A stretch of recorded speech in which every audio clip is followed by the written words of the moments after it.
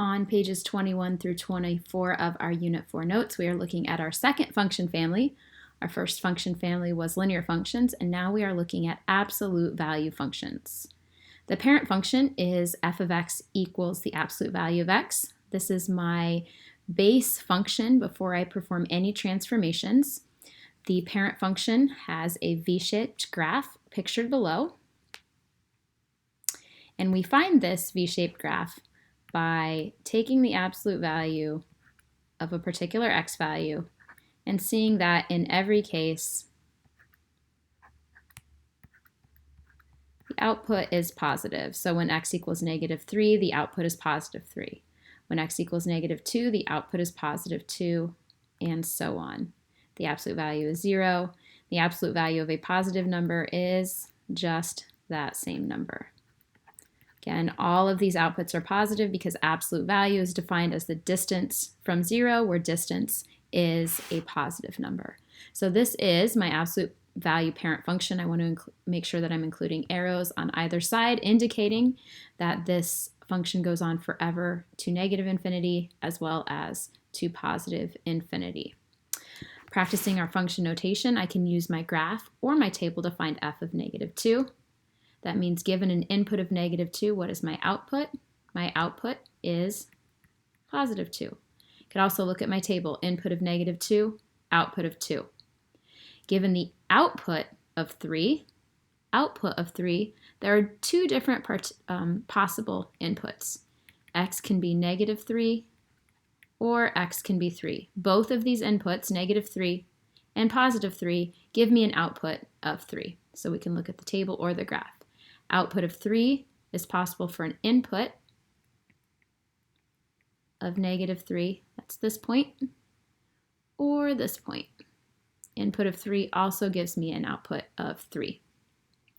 Transformations, we're looking at some basic transformations. You will transform pretty much every function you are introduced to in your mathematical career, starting with absolute value functions.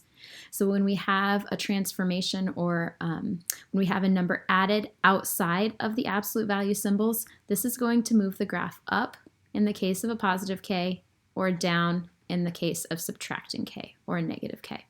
So f of x equals the absolute value of x plus 2. We're shifting the parent function.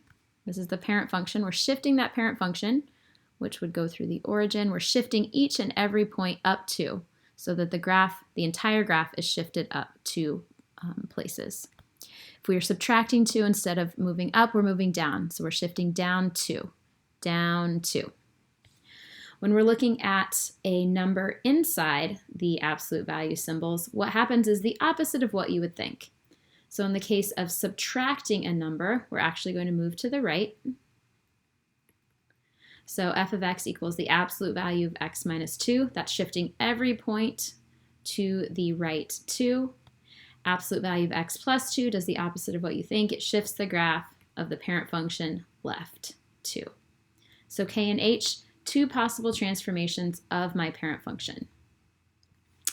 A can be placed in front of the absolute value, and this is going to change the slope of the graph.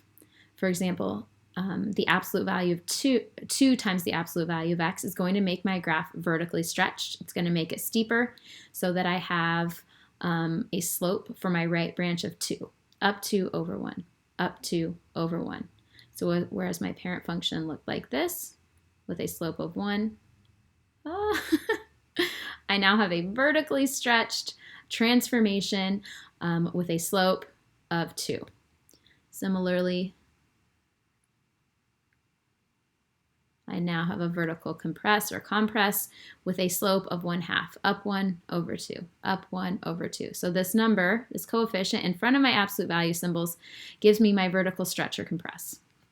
If A is negative, my graph opens down. So it reflects my parent function over the x-axis. The negative absolute value of x looks like an upside down V, which still describes the slope of the right branch, so -2, down 2 over 1, down 2 over 1. -1/2 would be this flatter-ish graph. All right, two important pieces of information can be obtained from the function rule for an absolute value function. Here's one that has a transformation left 2 as well as down 5. Left 2, down 5. But just by looking at this function, I can obtain the vertex. The vertex is hk. H, remember, is being subtracted from my x, so it's the opposite of whatever you see here. That means my vertex is -2. -5. Should be arrows on here. So this is the graph of the transformed absolute value function, absolute value of x plus 2 minus 5. The graph moved left 2, down 5, giving me a vertex of the opposite of this number, -2, -5. So vertex right here, -2, 5. We also have a line of symmetry. The line of symmetry, maybe make it a different color, divides the graph into 2 symmetric halves.